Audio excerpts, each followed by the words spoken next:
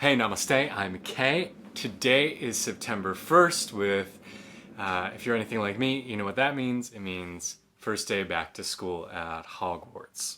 So you may or may not know about me that I am a huge Harry Potter fan. And I, well, I'm going to be talking in tomorrow's video about the hero's journey and how some stories that we tell feel very archetypical to us. And for me, that Harry Potter is my hero's journey. It's the one that I really identify with and explains a lot about my own personal development in life. So when I was 11 years old, I was at a Scholastic book fair at school, and at the bottom shelf, down in a corner, was Harry Potter and the Sorcerer's Stone. Nobody else knew the book at that point. It had just come out in the U.S. There was no buzz about it that I was aware of, and I remember my dad yelling at me that I wanted this really expensive book when I knew nothing about it, but I really loved the cover. That weekend, we were hopping on a plane and going on vacation, and my parents could not tear me away from the book the whole vacation. I read it from the airplane, in the taxi, to the hotel. I think I read it 2 or 3 times on that vacation.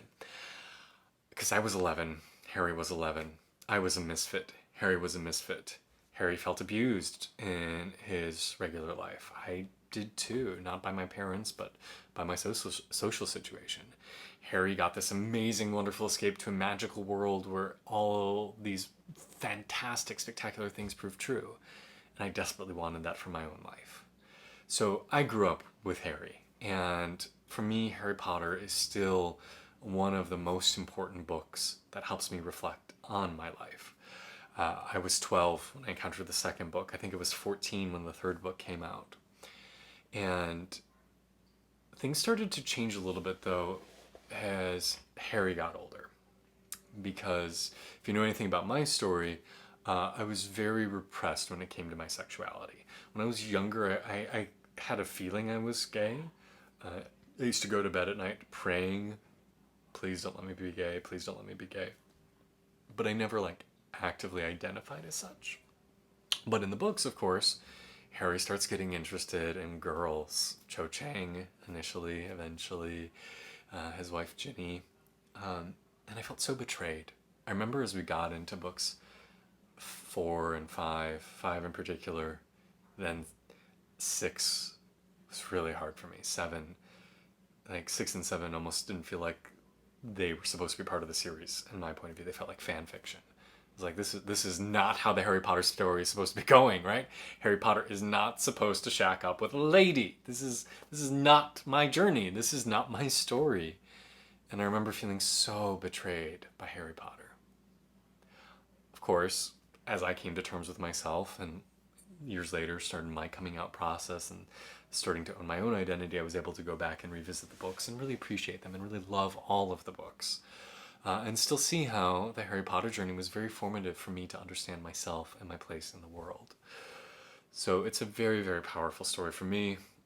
2 or 3 years ago, I went to the Universal Parks in Orlando, where they have the 2 separate areas. And I remember when I was waiting to get on board the Hogwarts Express in the queue line, I started to weep. That little 11-year-old inside of me was saying, oh my goodness, you're finally getting to go to Hogwarts. So, I feel so grateful to have encountered these books.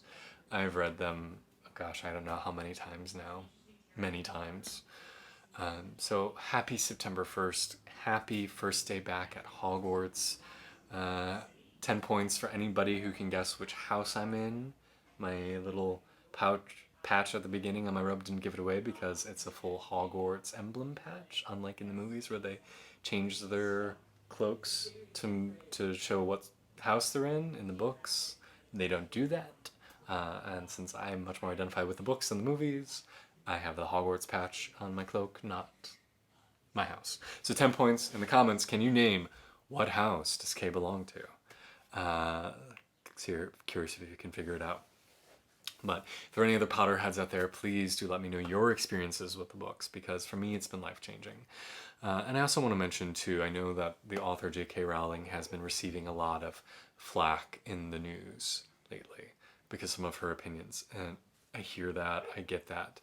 But one of the things I would encourage everybody to do is to realize that everybody has their shit, right? Everybody does things that society would say is not good. And if you look at anybody throughout history who we hold up in high esteem, like Martin Luther King is being celebrated this weekend because of his I Have a Dream speech, right? Like, they're challenging. Nobody is just this good person with all right views. We're human. We make mistakes. We say stupid shit. We have beliefs that other people find offensive. That shouldn't mean that we can't appreciate what good they have in the world. And yes, some people are reprehensible, right? Like, some people have done really atrocious things but create amazing art or add a lot to the human conversation. And I get that they're challenging, right? Like, I get Picasso is challenging. How do we hold that conflict? You don't need to forgive them. You don't need to embrace their views. But how can we embrace this fact that we are all messy? And yeah, they might do some shitty stuff and hurt people. But there's also good. And so with everything in life, I'm going to encourage you to find the gray area. Find that area to say, yeah, there's some conflict with this person. But that doesn't discount what I've gained from them. So thank you, J.K. Rowling. You've made a huge difference in one little queer kid's life, one queer man's life. Thank you for what you've given me, because your adventures and stories have helped me understand myself. So what are your stories? What are the stories that define you? I think this is an important thing to think about, because the stories that you hold most dear to yourself often can say a lot about how you see yourself in the world. Are you Luke Skywalker? Are you Princess Leia? Are you Tom Thumb? Are you the dude from Back to the Future, Marty McFly? Who are you? I think it will tell you a lot. Tomorrow we're going to talk more about the narrative that you're sharing. Okay, this is Ecstatic Self. Please check out my book on Amazon, Journey to the Ecstatic Self, on pre-sale now. Please subscribe if you haven't already. Like, comment, share this with somebody you think might enjoy. Aloha Mora.